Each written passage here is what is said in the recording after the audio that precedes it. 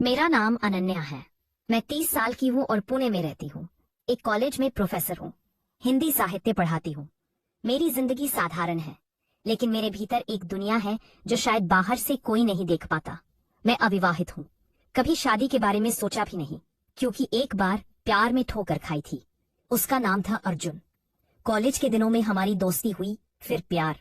लेकिन एक दिन पता चला कि वह किसी और से भी वही बातें कहता था जो मुझसे। उस दिन मेरा भरोसा टूट गया। मैंने तय कर लिया कि अब किसी की यही बात कर दी ना। इस प्रकार सबसे पहली चीज है कि जाल में नहीं फंसूंगी। मेरे लिए मेरा काम, मेरी किताबें और रात के सन्नाटे वाले काम ही सब कुछ बन गया। मेरे सौतेले भाई का नाम रोहन है। वह 35 साल का है और मुंबई में एक सॉफ्टवेयर इंजीनियर है। हमारा रिश्ता सौतेला है। मेरी माँ ने दूसरी शादी की थी जब मैं 10 साल की थी। रोहन मेरे सौतेले पिता का बेटा है। बचपन में हमारी ज्यादा बनती नहीं थी। वह अपने दोस्तों के साथ रहता था और मैं अपनी किताबों में माँ और उनके पिता के बीच भी ज्यादा गर्मजशी नहीं थी। शायद इसीलिए हमारा रिश्ता भी औपचारिक ही रहा।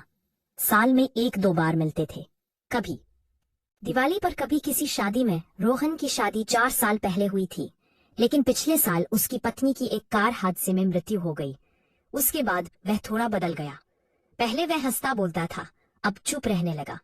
फिर पिछले हफ्ते उसने मुझे फोन किया, अनन्या मैं कुछ दिनों के लिए पुणे आ रहा हूँ काम के सिलसिले में, और एक रात रहूंगा और तुम्हारे साथ थोड़ा वक्त भी गुजार लूंगा।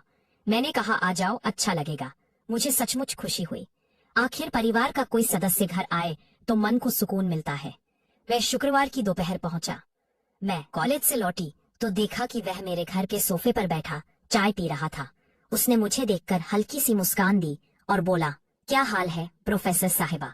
मैंने हंसकर जवाब दिया, बस किताबों और बच्चों के बीच जिंदगी कट रही है, तुम बताओ। उसने चाय का कप टेबल पर रखा और कहा, बस काम और अकेलापन। सोचा काम के बहाने तुमसे मिल लूं। फिर शाम को हमने साथ में खाना बनाया। मैंने दाल और चावल बनाए, उसने सब्जी। किचन में खड़े खड़े उसने कहा, अनन्या तुम अभी भी वही पुरानी दाल बनाती हो जो मुझे पसंद नहीं थी। मैंने हंसते हुए कहा, और तुम अभी भी वही शिकायत करते हो, कुछ तो बदला करो। खाना खाने के बाद हम लिविंग रूम में बैठे। टीवी पर एक पुरानी फिल्म चल रही थी। हमने थोड़ी देर देखी, फिर मैंने कहा चलो छत पर चलते हैं, हवा अच्छी चल रही है। पुणे की शाम ठंडी और सुहानी होती है। मुझे छत पर बैठना पसंद है। हम इस पर इतवार रहे, 2 कुर्सियां डाली और बातें करने लगे। रोहन ने अपनी जॉब की बातें बताई, कैसे उसका बॉस उसे परेशान करता है, कैसे वह रात रात भर कोड लिखता है। मैंने कॉलेज के कुछ किस्से सुनाए, कैसे एक स्टूडेंट ने मेरे लेक्चर के बीच में कविता पढ़ना शुरू कर दिया था। रात गहराने लगी थी। करीब 10 बजे मैंने कहा, रोहन अब सोते हैं, मुझे सुबह कॉलेज जाना है। उसने सहमति में सिर हिलाया। मेरा घर 2 मंजिला है। नीचे का कमरा मैंने उसे दिया और मैं ऊपर अपने कमरे में चली गई। बिस्तर पर लेटते ही मैंने लाइट बंद की, लेकिन नींद नहीं आ रही थी। आमतौर पर रात के सन्नाटे में मैं कुछ खास काम करती हूँ जो मुझे इस अकेलेपन से दूर ले जाते हैं। यह पल मेरे लिए बहुत कीमती है। उस रात मैं ऐसा कुछ नहीं कर पा रही थी। रोहन की मौजूदगी ने मेरे रोज के रूटीन को थोड़ा बदल दिया था। मैंने सोचा कोई बात नहीं, एक रात की बात है, लेकिन मन में एक अजीब सी बेचैनी थी। करीब 1 बजे मुझे नींद से हल्की सी झटकी लगी। मैं उठी, पानी पिया और फिर बिस्तर पर लेट गई। बाहर हल्की हवा चल रही थी। मैंने खिड़की खोली और ठंडी हवा को चेहरे पर महसूस किया, लेकिन नींद अब भी दूर थी। मैंने फोन उठाया और एक कहानी पढ़ने लगी। मैं हर रोज कहानियां पढ़ती थी। आज की कहानी एक ऐसी लड़की की थी जो मेरे जैसी थी और उसकी भावनाएं मेरे भीतर कुछ जगा रही थी। फिर मैंने फोन रखा और सोने की कोशिश की, लेकिन मन में एक उथल पुथल थी। फिर करीब 2 बजे मैंने हल्की सी आहट सुनी। मैं नीचे गई तो देखा कि रोहन किचन में पानी लेने आया था। उसने मुझे देखा और कहा, अनन्या तुम सोई नहीं। मैंने कहा मुझे नींद नहीं आ रही। उसने कहा मुझे भी नींद नहीं आ रही, चलो थोड़ी देर बात करते हैं। मैंने हिचकिचाते हुए कहा ठीक है। फिर हम दोनों मेरे कमरे में आ गए। मैं बिस्तर के एक कोने पर बैठी और वह दूसरी तरफ। फिर अचानक बाहर बारिश शुरू हो गई थी। खिड़की से ठंडी हवा आ रही थी। मुझे ऐसी हवा बहुत पसंद है। फिर हमने इधर उधर की बातें की, लेकिन बातें तो हम पहले ही बहुत कर चुके थे। कोई बात बची नहीं थी। तो रोहन ने अपना फोन निकाला और कुछ देखने लगा। मैंने भी अपना फोन उठाया और सोशल मीडिया स्क्रॉल करने लगी। थोड़ी देर बाद उसने कहा, न्या मुझे नींद आ रही है, मैं यहीं सो जाऊं। मैंने कहा नहीं, तुम नीचे अपने कमरे में जाओ। उसने नाखुशी से मुंह बनाया और कहा, अरे मुझे परेशान मत कर, फिर उसने आंखें बंद की और 2 मिनट में सो गया। मैं उठी, बाथरूम गई और अपने तंग कपड़ों को बदलकर ढीले नाइट सूट में आ गई। मुझे तंग कपड़ों में नींद नहीं आती।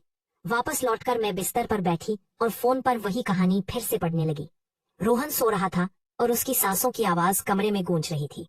मैं उन कामों को नहीं कर पा रही थी जो मुझे रात के सन्नाटे में सुकून देते हैं। कहानी पढ़ते पढ़ते मेरा मन उसमें खो गया। उस लड़की की जिंदगी मेरे सामने चल रही थी। उसका अकेलापन, उसकी बेचैनी, सब कुछ मेरे भीतर कुछ हिला रहा था। मैंने फोन रखा और सोने की कोशिश की, लेकिन नींद नहीं आई। रोहन की खर्राटों की आवाज मुझे और परेशान कर रही थी। अगर वह वहां नहीं होता तो शायद मैं अपने विचारों में डूब जाती या कुछ ऐसा करती जो मुझे रात के अकेलेपन में अच्छा लगता है। लेकिन उसकी मौजूदगी ने सब कुछ रोक दिया था। मैं अपने ही ख्यालों में उलझ गई थी। तभी रोहन ने करवट बदली और सीधा हो गया। उस पे से हल्का सा कंबल सरका। उसने पतला सा कुर्ता और पायजामा पहन रखा था। रोहन की शक्ल अंधेरे में साफ नहीं दिख रही थी, लेकिन उसकी हरकत ने मुझे चौंका दिया। मैंने नजरें फेर ली, लेकिन मन में एक अजीब सी हलचल हुई। मैं खुद को शांत करने की कोशिश कर रही थी, लेकिन कुछ ऐसा था जो मुझे बार बार उसी ओर खींच रहा था। मेरा दिल तेजी से धड़कने लगा। मैंने सोचा, यह क्या हो रहा है? मैं ऐसा क्यों सोच रही हूँ? एक तरफ डर था कि अगर मेरे विचारों ने रास्ता बदल लिया तो क्या होगा। दूसरी तरफ एक अनजानी उत्सुकता थी। मैंने खुद को समझाया, लेकिन मन का एक कोना कुछ और बह रहा था। मैंने गहरी सांस ली और आंखें बंद कर ली, लेकिन नींद अब भी कोसों दूर थी। तभी रोहन का फोन बजा। वह गहरी नींद में था, लेकिन फोन मेरे पास रखा था। स्क्रीन पर एक के बाद एक मैसेज आ रहे थे। मैंने सोचा, इतनी रात को कौन है? जिज्ञासा ने मुझे घेर लिया। मुझे उसका पासवर्ड पता था। उसने एक बार मजाक में बताया था। मैंने फोन खोला। मैसेज उसकी एक दोस्त के थे।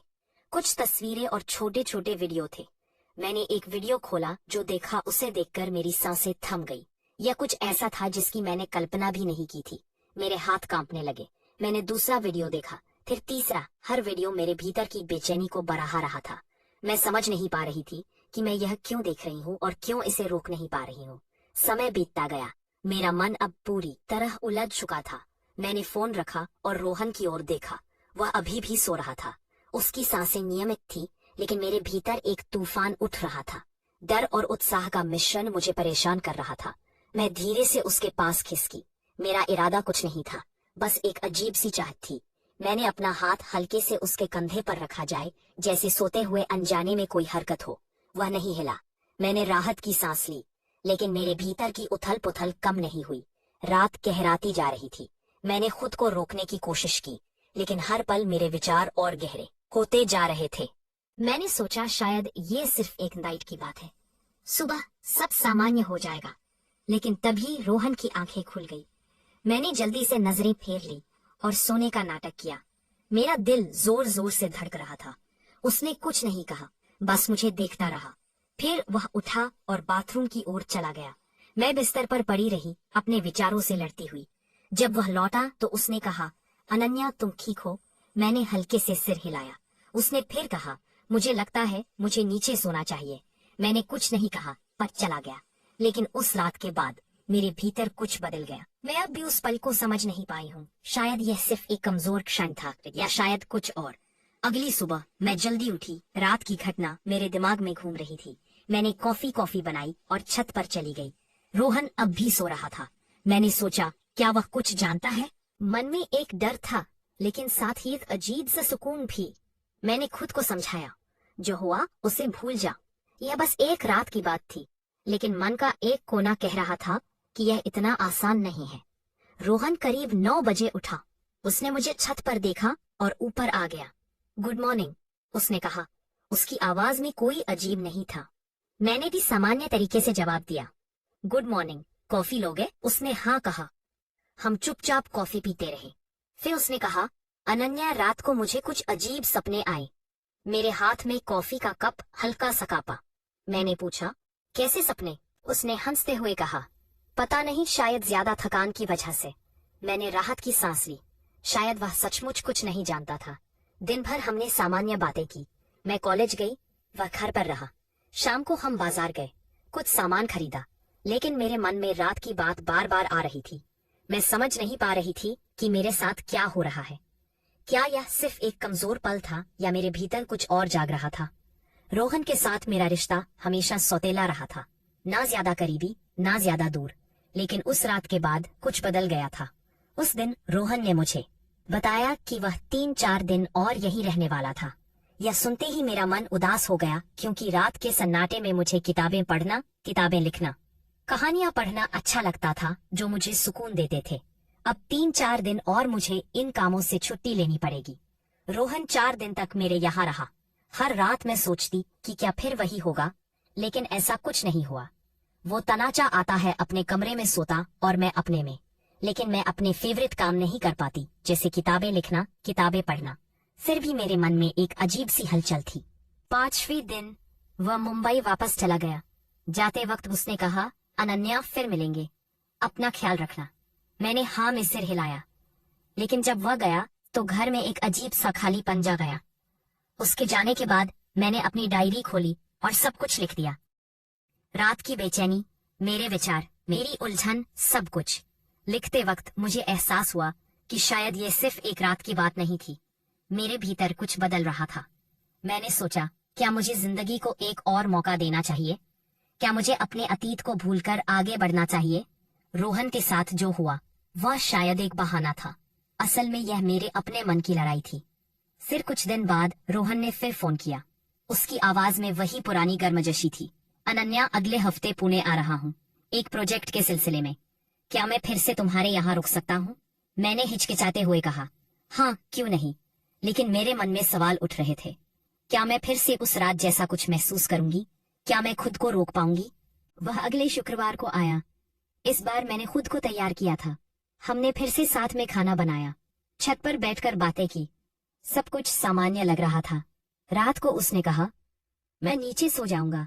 मैंने राहत की सांस ली, लेकिन उस रात भी नींद नहीं आई। मैं अपने कमरे में थी और वह नीचे। फिर भी मेरे मन में एक अजीब सी हलचल थी। मैंने खुद से कहा, ये सब दिमाग का खेल है, इसे खत्म कर। अगले दिन सुबह हम कॉफी पी रहे थे। उसने अचानक कहा, अनन्या, उस रात तुम ठीक थी ना? मैं चौंक गई। मेरे हाथ में कॉफी का कप हल्का सा कांपा। मैंने कहा, हाँ क्यों? उसने हंसते हुए कहा, बस तुम थोड़ी परेशान लग रही थी। मैंने सोचा शायद मेरी वजह से। मैंने जल्दी से कहा, नहीं, ऐसा कुछ नहीं था। लेकिन मेरे मन में तूफान उठ रहा था। क्या वह सचमुच कुछ जानता था, या ये मेरा वहम था? 2 दिन बाद मुंबई लौट गया। इस बार कुछ नहीं हुआ। ना वह रात दोहराई गई, ना मेरे मन में वही उथल पुथल उठी। लेकिन उसके जाने में डरने के बाद मैंने खुद से एक सवाल पूछा, क्या मैं सचमुच उस रात को भूल पाऊंगी, या मेरे भीतर हमेशा एक सवाल बनकर रह जाएगा? मैंने अपनी डायरी में आखिरी पन्ना लिखा। जिंदगी हमें कई बार ऐसे मुद्दा पर लाकर खरदा कर देती है जहां सही और गलत की रेखा धुंधली हो जाती है। उस रात मैंने अपने मन की गहराइयों को देखा। शायद ये एक कमजोरी थी, शायद एक सच्चाई। लेकिन मैंने सीखा कि इंसान होने का मतलब है अपनी भावनाओं से लदाना, उन्हें समझना। रोहन मेरे लिए हमेशा एक सौतेला भाई रहेगा, लेकिन उस रात वह मेरे लिए एक सवाल बन गया। एक ऐसा सवाल जिसका जवाब शायद मुझे कभी न मिले। मैंने तय किया है कि अब मैं अपने अतीत को पीछे छोड़ दूंगी। शायद किसी दिन मैं प्यार को फिर से मौका दूं, लेकिन उस रात का सन्नाटा मेरे भीतर हमेशा गूंजता रहेगा, एक अधूरी कहानी की तरह। मैंने डायरी बंद की और खिड़की की ओर देखा। बाहर सूरज उग रहा था। मैंने सोचा शायद हर रात के बाद एक सुबह आती है, लेकिन कुछ रातें ऐसी होती है जो सुबह के साथ भी खत्म नहीं होती। मैंने एक गहरी सांस ली और अपने दिन की शुरुआत की, लेकिन मेरे मन का एक कोना अभी भी उस सन्नाटे में खोया हुआ था। एक दिन मेरी जिंदगी में एक नया दोस्त आया, विक्रम। 1 साल हम साथ रहे। दूसरे साल हमने शादी कर ली। हम खुशी खुशी रहने लगे। मुझे समझ में आ गया कि एक इंसान का अकेलापन उसे बचा भी सकता है और बर्बाद भी कर सकता है। पहले मैं धोखा खा चुकी थी, इसीलिए मैं कहता है कि मैं इतने प्यार व्यार के चक्कर में नहीं गई, और मैं किसी और की तरफ खींची चली जा रही थी, जो मेरे लिए बहुत गलत था। फिर मुझे एहसास हुआ कि मुझे किसी के साथ की जरूरत है जो मुझे प्यार करे, मेरी इज्जत करे, मुझे दुनिया की हर खुशी दे। विक्रम मुझे वह सब दे रहा था। वक्त के साथ मैंने सही फैसला लिया और मैं अपनी जिंदगी में खुश हूँ। तो दोस्तों, हमें इस कहानी से हमें सीख मिलती है कि अगर कोई भी इंसान वक्त पर सही फैसला ना ले तो उसकी जिंदगी बर्बाद हो सकती है। इसीलिए हमें सही वक्त पर सही फैसला लेना चाहिए। भगवान हमें बर्बाद और आबाद होने के मौके देते हैं। यह हम पर निर्भर होता है कि हमने बर्बाद होना है या आबाद। जी।